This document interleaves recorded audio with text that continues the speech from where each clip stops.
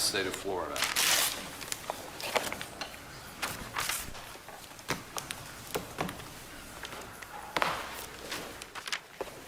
That must have been a public case.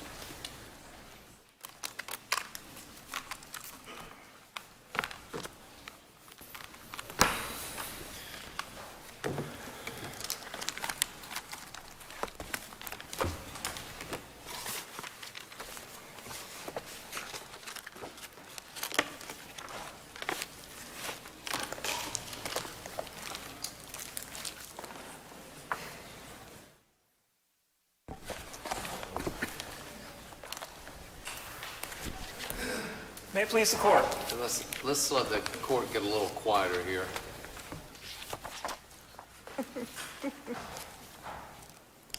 Please proceed. May it please the court. My name is Glenn Gifford. I'm with the Second Circuit Public Defender's Office here representing Mr. Knight. This case is before the court on two issues. One is a certified question on waiver of error under this court's decision in Williams. The second is a certified conflict on the harmlessness of the error. I'm going to start and spend more of my time with the court's indulgence on the second issue because I think it's a bit more consequential. And immediately we confront the question of the pardon power. This is not a pardon power case, and I'll distinguish pardon power cases from cases that aren't. A pardon power case, an example would be a charge of robbery with a firearm.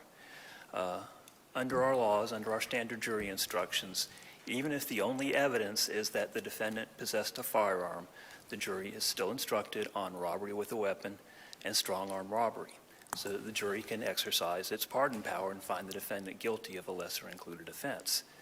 Concrete facts like whether the defendant had a firearm, whether the burglary was of a dwelling rather than a structure, we instruct on the lessers so that the jury can have the opportunity to partially pardon the defendant by finding him guilty of a lesser included offense. This is not that kind of case. The homicide statute is not that kind of statute.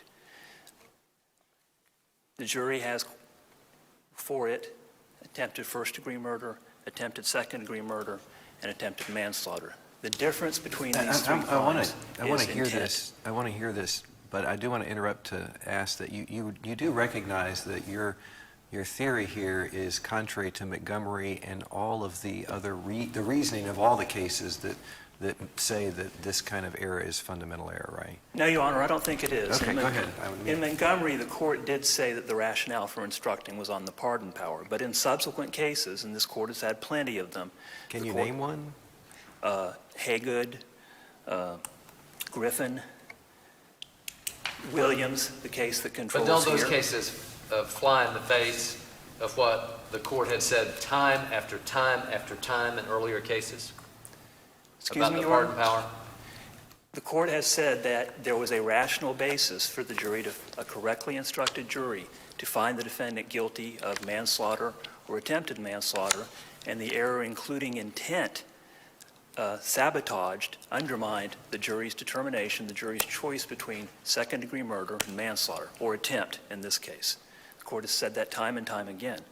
And here there is certainly a rational basis for the jury, once it had rejected attempted premeditated murder, to find the defendant guilty of attempted manslaughter. But if the evidence is clearly sufficient to support a conviction of second-degree murder, then I'm having a hard time understanding why it's not a jury pardon issue, because the jury is told that they're to return a verdict for the highest crime for which the state has proven every element beyond a reasonable doubt.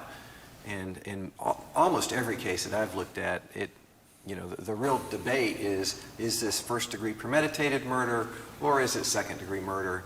And that's usually what is being argued about, and then we get a second degree, which is clearly supported by the record, and that's where we are. How is that not a pardon power case? The issue is not whether the record supports the crime of conviction. The issue is whether a correctly instructed jury could find the defendant guilty of the lesser included offense after rejecting attempted first-degree premeditated murder. There's a bigger difference between attempted premeditated murder and attempted second-degree murder than there is between attempted second-degree murder and attempted manslaughter. And Well, second, but for the jury to have convicted of the lesser offense here, the jury would have had to have gone through the process of deciding that there was, that the defendant did not have a depraved mind, right? yes, a reasonable How doubt. on these facts could any rational jury make that determination? Because the implement used was not designed as a weapon. It was not designed as a weapon. It was not a knife. It was not a firearm. And once the jury had Well, determined... it's certainly pretty useful to do a lot of damage. I understand, but once the jury had determined that the defendant did not have premeditated intent to kill, it's a hair's breadth between that and determining that the defendant had no intent to kill whatsoever, which the attempted manslaughter instruction sabotaged by including intent. And I think that's why this court... I'm still, I go back to my question about depraved mind. Given the facts here and this vicious attack, which I think there's no other way to describe it, that the record fully supports, how can a rational juror look at that and decide that the facts related to that attack are not indisputable evidence of a depraved mind? Because non-lethal force was used, particularly in an attempt case. It's a close call between attempted second-degree murder and attempted manslaughter. The jury could conclude that, yes, death could have but did not result, but the defendant, because he did not use lethal force, because he did not use a knife or a gun, did not have a reckless indifference to human life. Wasn't the undisputed medical testimony that the pipe would have had to have been used hard enough in order to have injured them to the point of death? Wasn't that the medical testimony, that it was used hard enough that it would have caused death? These were not lethal injuries. Is that what Didn't you're getting at? didn't the doctor exactly testify to that? That the pipe was used with such force, because you broke her internal eye. In other words, he hit her with the pipe such that it broke the internal eye, that to do that, you would have had to have done so with the kind of depraved mind that Chief Justice Kennedy is asking you about. It's a horrible case. These are all No, horrible I'm asking you cases. if this is undisputed facts. Isn't that what the doctor You're right, Your testified Honor. to? Yes, Your Honor. So how then, if that's undisputed, could, as Chief Justice Kennedy asked, and I have the same question, you have found a properly instructed jury found anything other than depraved, at least depraved mind? This court has reached that conclusion in many cases with similar facts. Williams, which controls in this case, was a stabbing case. This was not a stabbing case. A knife was not used. So I don't think anyone disputes that, but doesn't that necessarily mean that it's the pardon power? In other words, the jury is saying, despite that evidence, we believe for some other fundamental reason, non-evidence-based, that we are finding a lesser included offense. No, a jury could have found that the defendant was not recklessly indifferent of human life. And in an attempt case, that's particularly the Even case. where a defendant laid in wait for the victim in this case? There was evidence that he lay in wait. There was also evidence that the jury could have concluded that he didn't lay in wait as well. Well, isn't there evidence that not only did he lay in wait, but he violated a court order since he had an injunction placed against him mere hours before? Yes, Your Honor. And yet, the jury found the defendant not guilty of attempted premeditated murder. But he beat her in the head with a metal object with great force. Isn't that true? As in many of these... And that doesn't evidence indifference to human life? I understand you're representing your client and you've got the facts you've got, but I'm just struggling to understand this, of how a rational person can look at it in that way. I guess to reach your point, we would have to find, the jury would have to have thought that if he wanted to kill her, he would have. That's the bottom line. And that's what, basically what the jury would have to think. But I don't know that the facts support that in this particular case. Because he was stopped, really. There was somebody who showed up, I think the victim's son, Yeah. who stopped the attack. Right. And he ran away. So, but for the victim's son appearing, because I believe the victim yelled out to him, there is no evidence to suggest that he wouldn't have done that. I mean, one more strike might have killed her. I understand that Yeah, if the court were the jury, that the court would have found the defendant guilty of attempted second-degree murder, but that's not the test. The test is whether a rational jury, having rejected attempted premeditated murder, could have found the defendant guilty of attempted manslaughter if correctly instructed. And this is not a new fact scenario. This is not a new case. This is a case in which this court, under similar fact scenarios, has concluded that the jury was deprived of a choice. Once the jury found the defendant not guilty of attempted premeditated murder, the instruction deprived the jury of a rational choice between attempted second-degree murder and attempted manslaughter. And attempted second-degree murder is a bit of an anomaly in Florida law. I've been doing this long enough to remember when it was an open question whether it existed as an offense at all. That was resolved in 2000, 4-3, in favor of its existence. But it's an oddity in that it involves an intent to commit a reckless act. And so, as I said, there's a very little difference between attempted second-degree murder and attempted manslaughter if correctly instructed. It is the depraved mind. And a rational jury, as this court found in Doherty, Williams, and the other cases, could have found that the defendant, because non-lethal force was used, because the weapon used was not designed to be used as a weapon, could have found that this was not attempted second-degree murder, that there was no reckless indifference to human life, and found attempted manslaughter. And I believe the reason this court has seen so many of these cases is because the manslaughter instruction and the attempted manslaughter instruction sends the jury back up to second-degree murder and attempted second-degree murder. It's very rare where the Montgomery error occurred where the jury found the defendant guilty of attempted manslaughter by intent to cause death. So, under this court's precedent, consistently from Montgomery, which was unanimous, on through to recent decisions. And you agree that the foundation for Montgomery and all those decisions is a jury pardon doctrine, that a defendant has a right to a jury pardon? No, I don't, Your Honor. I mean, that's exactly what Montgomery says. Yes, but that's the foundation for this entire line of cases. Look at the cases subsequent to Montgomery. And in many of the cases, in the majority opinions, in concurrences, justices have said that this is not a pardon power case. This is a case in which a jury, if correctly instructed, could rationally find the defendant guilty of manslaughter or of attempted manslaughter. This is no different from those cases. I'd like to move on to the second issue, if I can, which is waiver. And this court had the same certified question before it in Moore, had oral argument, discharged review. And Moore illustrates the appropriate test for waiver because there were two different errors in Moore. In the first, it was the Montgomery error. The trial court called counsel's attention to the manslaughter instruction requiring intent to cause death and offered to strike it. Counsel said it was okay. It came up several times. Opportunity was given. There was an intentional relinquishment of a known right because counsel said, yes, instruct this jury that manslaughter includes intent. This court said that that was waiver.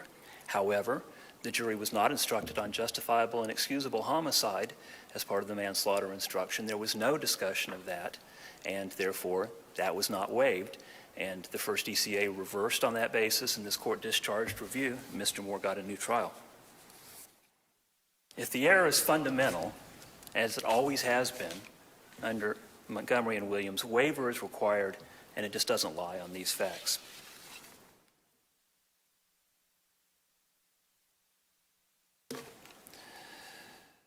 There's been some discussion in the briefs and in the first DCA opinion about whether defense counsel had an incentive to let the jury hear the erroneous instruction that conflicts with the defense theory of intent to kill.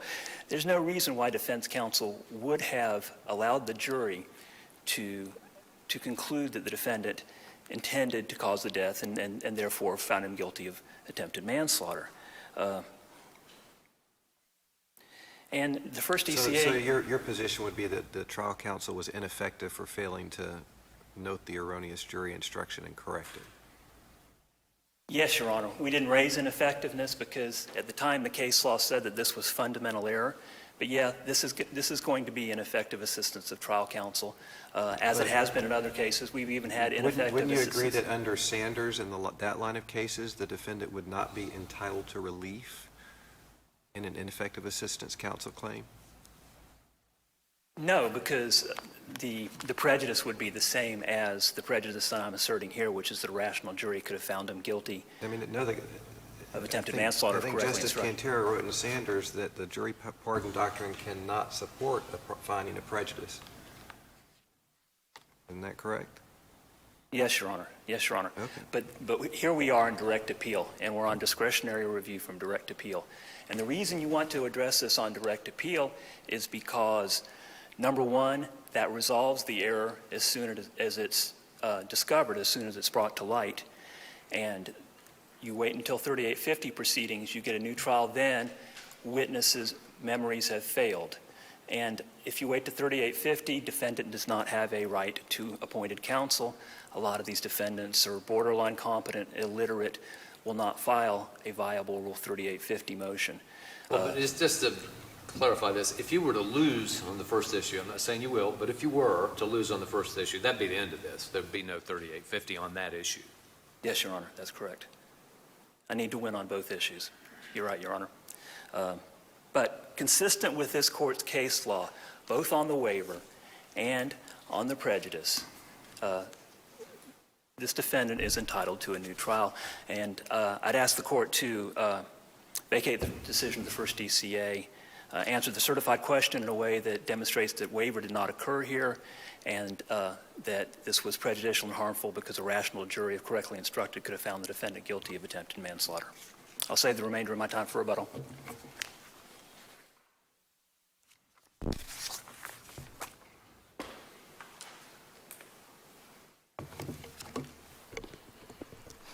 Good morning. May it please the court. Caitlin Weiss from the Office of the Attorney General on behalf of the state of Florida.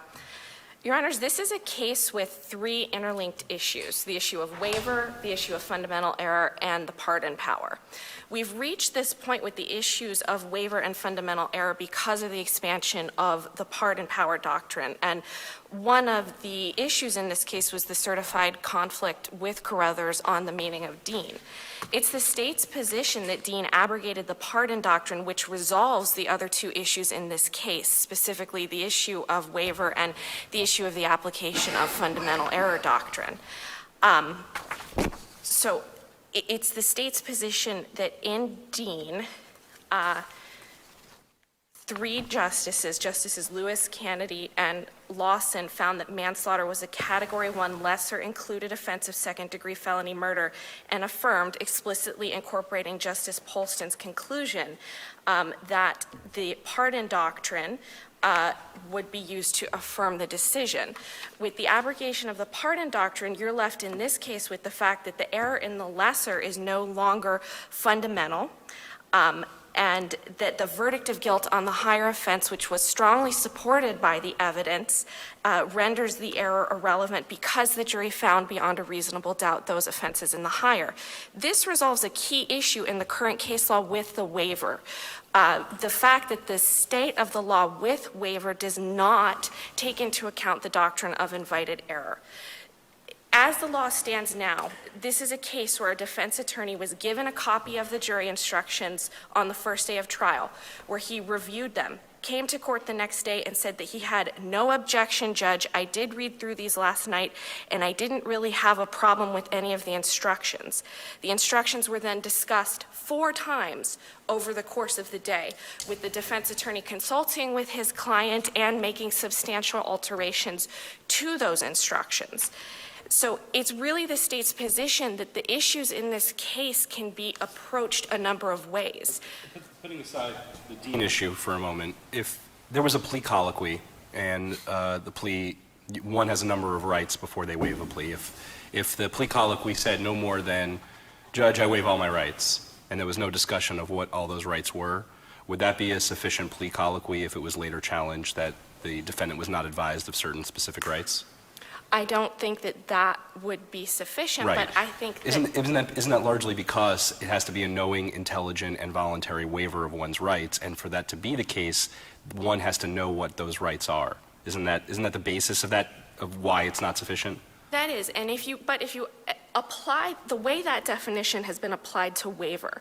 So you're applying that definition to a defendant being questioned about his rights. I am. In this situation in waiver, you're applying that to a defense attorney. Yeah, but and you're assuming that they're ignorant of the law. Well, it looked a lot like everyone in the room was ignorant of the law.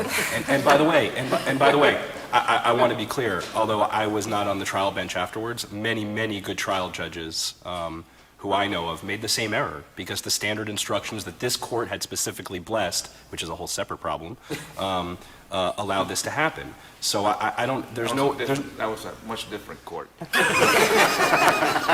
that right. I can assure you that won't happen anymore. But no, these things, it happened. And my point is, how can we say without a specific discussion of the exact issue that it was knowing, intelligent, and a voluntary waiver, which is what one has to be in order to be an actual recognized waiver? Well, I think then you apply the test proposed by the First District in the Knight opinion. You don't assume that defense counsel is ignorant of the law, because that flies in the face. But then you're putting an extra burden on defense counsel when the ultimate person who's responsible for charging the jury correctly on the law is the trial court, correct? But on the contrary, if you assume that a defense attorney is ignorant of the law, then you put an extra burden on the state to prove that every time the defense attorney says, yeah, I'm okay with these jury instructions, I mean, you'd almost have to force the state to conduct a mini Ferretta inquiry of a defense attorney to say, hey, are you sure? Did you really read them? Do you know the law? And that's an irrational result. In this case, the state attorney in this case also was ignorant of the law. Everyone was ignorant of the law. Exactly. In this case, but the law had just changed in terms of even the standard jury instruction on this, I think, had just been revised a month prior to this actual trial. The instruction was new, but the rule was not. Everybody, I mean, this was a public issue for years before this trial. I understand that, but the reality is that trial court judges are going to be very wary of doing anything other than a standard jury instruction. And up until a month prior to this trial, the standard and jury instruction on this charge was still the one that they gave. So no trial court judge is going to deviate from a standard jury instruction. I think that there is no doubt in this case that everybody made a mistake about what instruction was used. But I think that you have to look at the fact that a knowing waiver when there is no discussion and on judge or the trial court himself saying, maybe this is, I understand this is a standard jury instruction, but I've read the cases and this is not correct. And I think that we should revise the standard jury instructions to reflect what I believe is a correct and accurate reading of the law. There's two answers to that question. The first is that this court has to recognize that the only person in that courtroom that benefits from an error of this nature is the defense. And while it's undoubted that everybody in the courtroom made a mistake, the person that benefits from it is the defense. That's not really true, right? I mean, absolutely, it's true. The state benefits from it by having the higher burden there on a lesser included offense so that it falls maybe somewhere else, doesn't it? But under the state of the law right now with this... Am I right? Well, I don't think so, because it's error built in. If the same intent and voluntary, which is the third on the chart, is the same as the first on the chart, then you get the middle, right? I mean, isn't that But I think not exactly what the defense is saying happened here? But when you... Am I right? You're correct, Okay. but there's... So the state benefits from it, doesn't it? I don't think that the state does, because when an error of that nature is pointed out on appeal under the current case law now, where it's fundamental and essentially entitles the defendant to a new trial, the state is then faced with the Herculean task of reassembling all their witnesses, particularly in a domestic violence case. That is not easy. And bringing them back and retrying the case. But under the rule you're proposing, the state would benefit. If you abrogate the pardon doctrine, the state would benefit in this case, yes. And frankly, it would be appropriate on a number of levels given the evidence. I'm talking about, if under the rule you're advocating about waiver. Oh, about waiver. About waiver, if we adopted that, then the state actually would benefit. Not necessarily. If you go back to my hypothetical for a moment, so imagine a defendant, he's active, So this is his fourth plea colloquy. The other three, he's been well advised of his rights. He has knowingly waived them. In fact, he even represented himself after Ferretta at the last go-around. He's that good. So he's here for round number 4, and the plea colloquy simply is, you understand your rights? Yeah, I've been here before, Judge. I waive all of them. And that's it. That's not sufficient because you're talking Why? to a defendant. But it's someone who clearly knows the rights. In fact, they even acted as their own attorney the last go-around. We treat so under your hypothetical, we treat defense attorneys the same as defendants. And But isn't a defense attorney a spokesman for a defendant, especially in the context of waiving one's rights? But the defense attorney has gone to law school, passed the bar, and been practicing law, is governed by the rules of the bar that force him to have a knowledge of the law.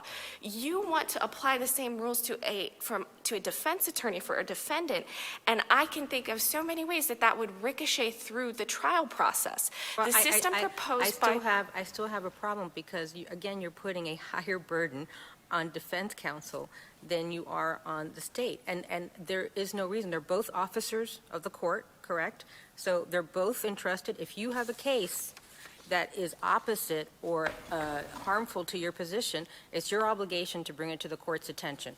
So, that goes both ways. So to me, this concept that defense attorneys have some higher burden, that they have to be all knowledgeable, when the standard jury instruction was, until a month prior to that, the standard jury instruction that was actually given, is sort of perplexing to me. Well, and in addition to that, this whole concept of the first DCA that, there's some strategic reason for defense counsel to do this is, I know a lot of defense attorneys in Miami, and that's not what they do. They want to have a good trial and they want to get it done right, and that's not what they do. I don't assume that every defense attorney does. I was also a trial attorney in Miami, and this court has a doctrine of invited error.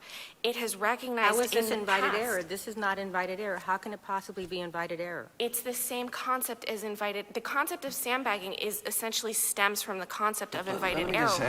As Justice Luck pointed out earlier, doesn't the invited error doctrine require relinquishment of a known right? Yes, and what the How can you say that this was a known right when we've already talked about the fact that it appears that no one in the room knew that this was a problematic instruction? I think that what the first DCA's analysis on this point does is interjects a series of factors to look at to determine if the right was known. It changes the analysis on that point. And that standard of analysis takes into account the possibility of sandbagging, how long the instruction was in place. The state is not trying to prevent, the state is trying to equalize this system and allow waiver to be found when the circumstances support it. The instructions were discussed over days, 4 times. The defense attorney read them overnight. And 4 times, the trial court and the prosecutor read it, and nobody found a problem. I agree. Yeah, why didn't the state correct it? Because obviously everybody in this room made a Was mistake. the state trying to sandbag, or The what's it? state it seems that has you're no imputing. interest. It seems that part of the analysis here is to impute this sandbagging motive based on knowledge to the defense, but yet the state is there clueless. And if the state can be innocently clueless, why can't the defense be innocently clueless? They certainly can, and in that case, these factors would hopefully sort out who was innocently clueless and who was doing it purposefully. And I think that you have to acknowledge in a situation with waiver like this that the person that benefits from this mistake is the defense. And that's why this waiver analysis is necessary. However, I will point out that this court, again, does not have to reach this issue of waiver if you address either the application of fundamental error or the issue with the pardon doctrine. If you had to pick, so let's say there's 2 things wrong here. There is how we've read fundamental error in this context, different than any other context that I can tell we've read fundamental error, or getting rid of the pardon power altogether, and assuming your opposing counsel's right that Dean didn't do that already. Which one would you pick?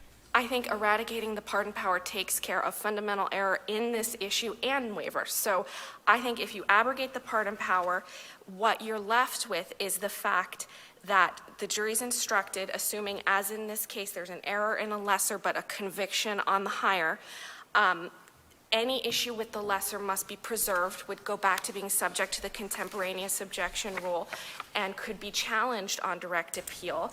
And the verdict of guilt on Doesn't changing the fundamental error issue take care of that? In other words, the standard rule is unless it vitiates the trial. I mean, I think you both do a good job of that in your brief discussing the normal standard. For some reason, somewhere down the line, we've essentially said that this is reversible per se, which is not the concept of fundamental error. Yes. So here, as we've talked about, the facts don't seem to support anything other than, or it'd be really hard for them to find, such that it'd be hard to say that it vitiates the trial, that there was a mistake somewhere down the line for evidence that doesn't seem to support that.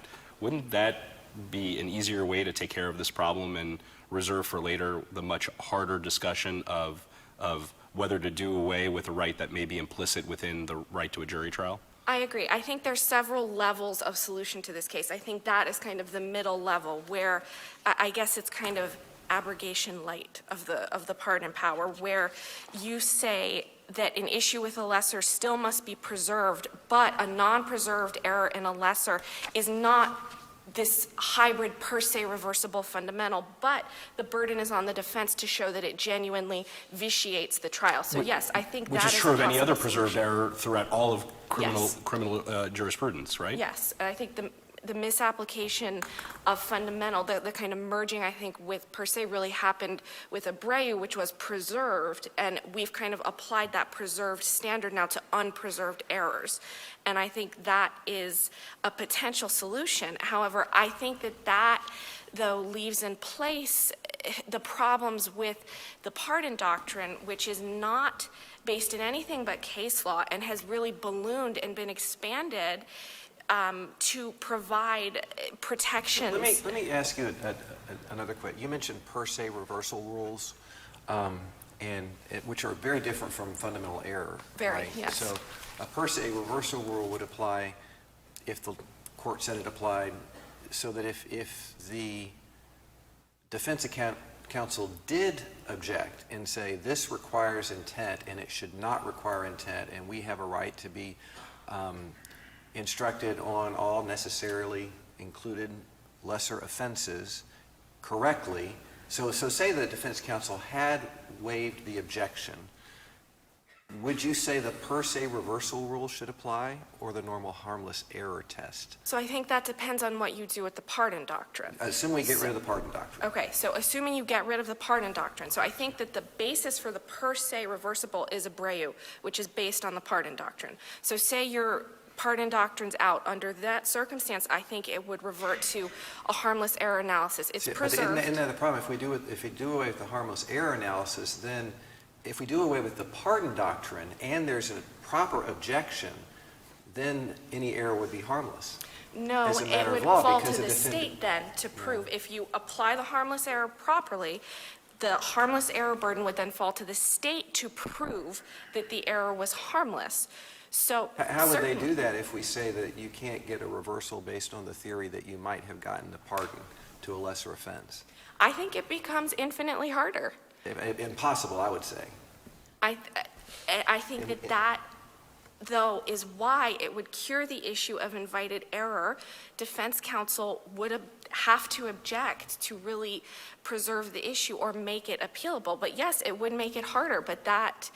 I mean, isn't that the very purpose of a per se reversal rule, so that if knowledgeable defense counsel does properly object, and there is no way to show prejudice, but the trial judge gets it wrong anyway, that the defendant can get a new trial if there's an objection where you cannot show prejudice. I mean, there are just some circumstances where you cannot show prejudice, and I would think if we did away with the jury pardon doctrine, you could not show prejudice here as a basis for and I reversal. think that that's the whole point of the pardon doctrine. The basis of the pardon doctrine is that when you find guilt on the higher offense, you assume that the jury, based on, that conviction is based on substantial evidence. You know that the jury found beyond a reasonable doubt the elements of the crime.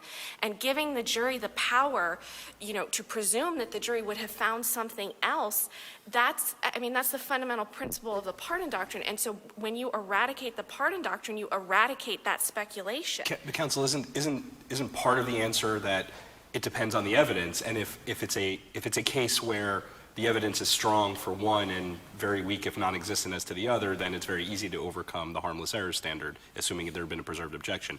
But in a case where it's flipped, where the evidence is really strong for the lesser and very, very slight, although the jury found it for the higher, then that could be seen as prejudicial, the failure to give that lesser included, would Yes, it not? I completely agree. I think in this case, instead of standing over her with a pipe, beating her repeatedly, he hit her once and ran away. Right, and she's an different. eggshell plaintiff for whatever, or Yes.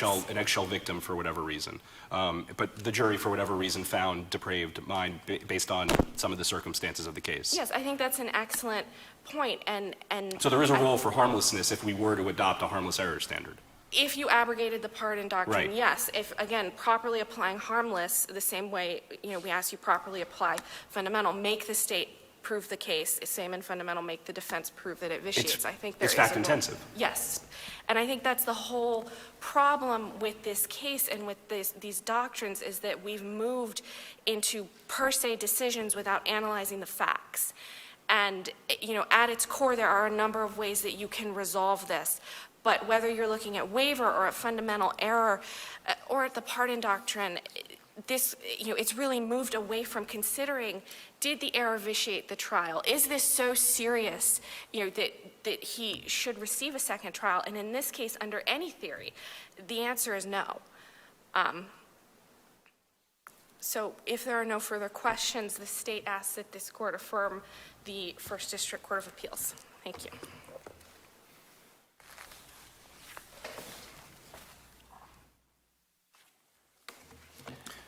Counsel, if you can answer a question for me. What does it mean in Dean when the plurality majority per curiam opinion says, we approve, quote, for the reasons expressed in Justice Polson's concurring opinion?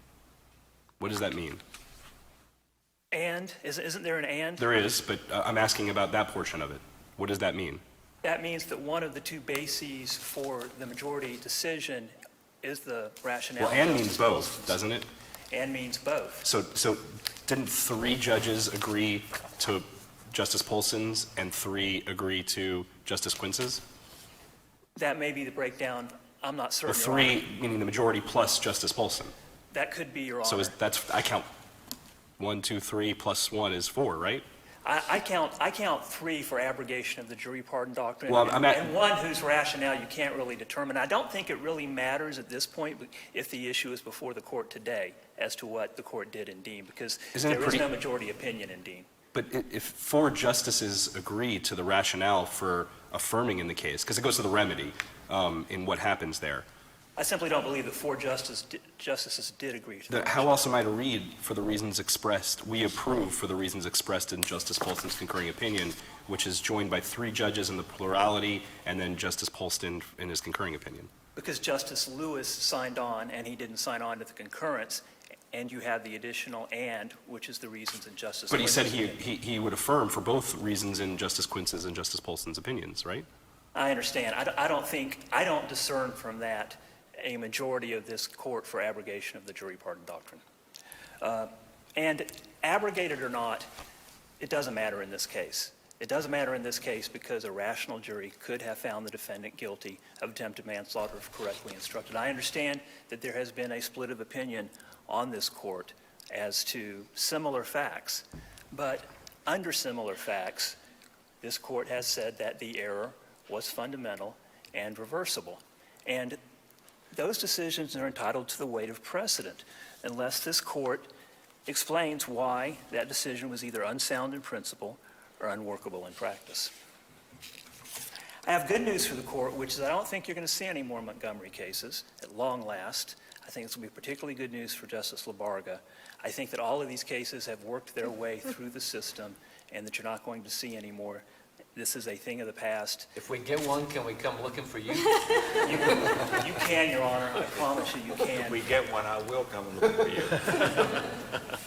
But they've worked their way through the system because this trial was in February of 2014. The pardon power is a very old vintage. I don't think you need to reach it in this case, but if you do, I would hope that you will explain to the people of Florida why it's no longer valid. Briefly, I'd like to discuss the two cases, the two out-of-state cases that I submitted as supplemental authority. One is Flores. It's a Hawaii case, and this illustrates that other cases are applying the rational basis for a jury by a correctly instructed jury test, and that it is not peculiar to this court and these decisions after Montgomery. And then also the California case, which is Vasquez, which shows why under a similar fact scenario, the error would be harmful in this case. Unless there are additional questions, I'll conclude. All right, well, we thank you both for your arguments today, and the court will now stand in recess for about 10 minutes. Thank you. All right.